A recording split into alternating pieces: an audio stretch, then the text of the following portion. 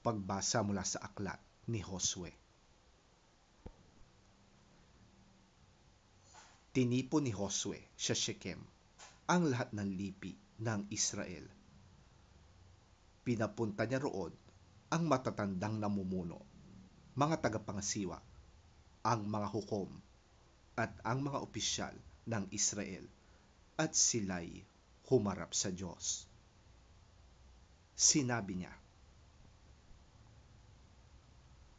"Kung ayaw ninyong maglingkod kay Yahweh, pumili kayo ngayon kung sino ang inyong paglilingkuran.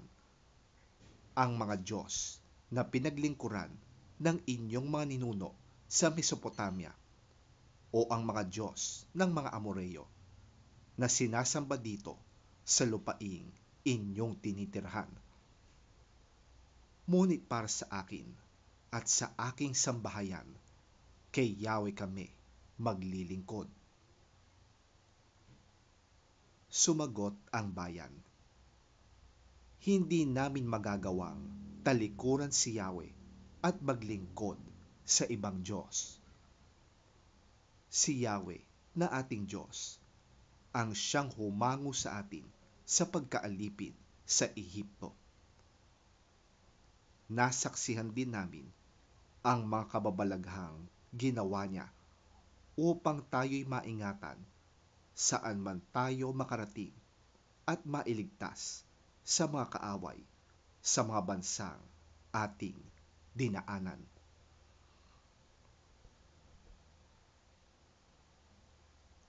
Kaya't kay Yahweh rin kami maglilingkod, sapagkat siya ang aming Diyos.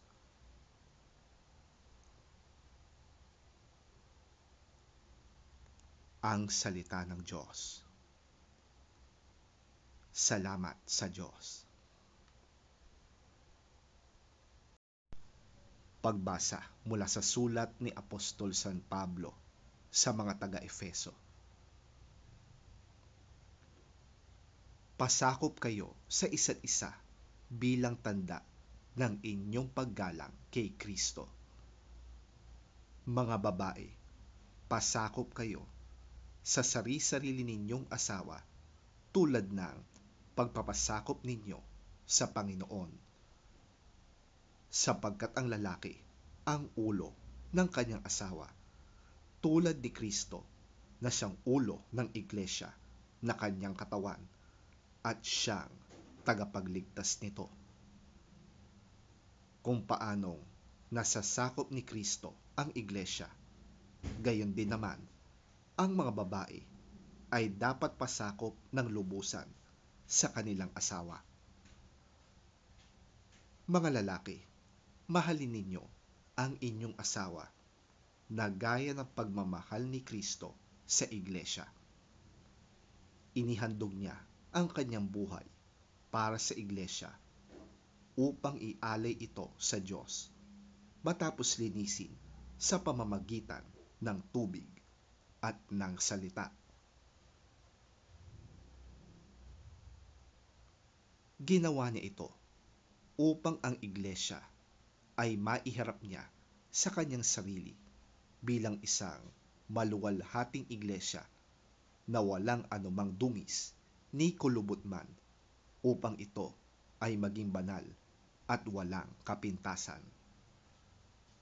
Gayon din naman, dapat mahalin ng mga lalaki ang kanilang asawa tulad ng sarili nilang katawan. Ang lalaking nagmamahal sa kanyang asawa ay nagmamahal sa kanyang sarili. Walang taong namumuhi sa sarili niyang katawan. Sa halip, ito'y kanyang pinapakain at inaalagaan, tulad ng ginagawa ni Kristo sa iglesia. Tayo nga'y mga bahagi ng kanyang katawan. Gaya ng sinasabi sa kasulatan, dahil dito'y iiwan ng lalaki ang kanyang ama't ina at magsasama sila ng kanyang asawa at sila'y magiging isa. Ito ay isang dakilang hiwaga na aking inihahayag tungkol sa kaugnayan ni Kristo sa Iglesia.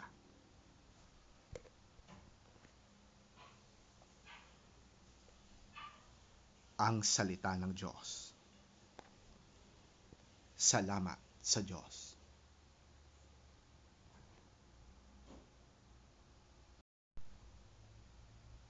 Ang mabuting balita ng Panginoon ayon kay San Juan. Papuri sa iyo, Panginoon.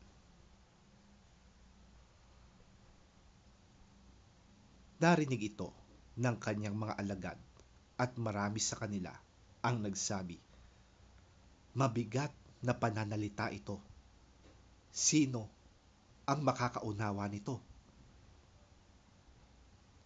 Alam ni Jesus na nagbubulong-bulungan ang kanyang mga alagad tungkol dito. Kaya't sinabi niya, "Dahil ba rito'y tatalikuran na ninyo ako? Gaano pa kaya kung makita ninyong umaakyat ang Anak ng Tao papunta sa dati niyang kinaroroonan? Ang Espiritu ang nagbibigay buhay. Hindi ito magagawa ng tao. Ang mga salitang sinabi ko sa inyo ay Espiritong nagbibigay buhay. Ngunit may ilan sa inyong hindi nananalig sa akin."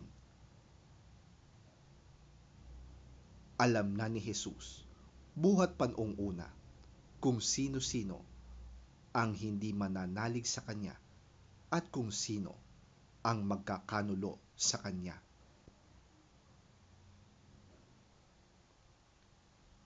Idinugtong pa niya, "Yan ang dahilan kaya ko sinabi sa inyo na walang makakalapit sa akin malibang ito'y loobin ng Ama." Mula nooy marami sa kanyang mga alagad ang tumalikod at hindi na sumama sa kanya. Tinanong ni Jesus ang 12, "Kayo naman, gusto rin ba ninyong umalis?" Sumagot si Simon Pedro, "Panginoon, kanino pa po kami pupunta? Nasa inyo ang mga salitang nagbibigay ng buhay na walang hanggan. Naniniwala kami at ngayoy natitiyak namin na kayo nga ang banal na mula sa Diyos."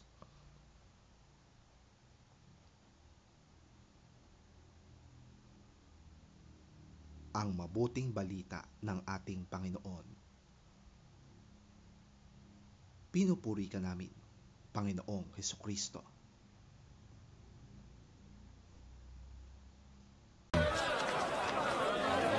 Many of his followers heard this and said, "This teaching is too hard. Who can listen to it?" Without being told, Jesus knew that they were grumbling about this. Does this make you want to give up? Suppose then that you should see the Son of Man go back up to the place where he was before. What gives life is God's Spirit. Human power is of no use at all. The words I have spoken to you bring God's life-giving Spirit. Yet some of you do not believe. Jesus knew from the very beginning who were the ones that would not believe and which one would betray him. This is the very reason I told you that no people can come to me unless the Father makes it possible for them to do so. Because of this, many of Jesus' followers turned back and would not go with him anymore.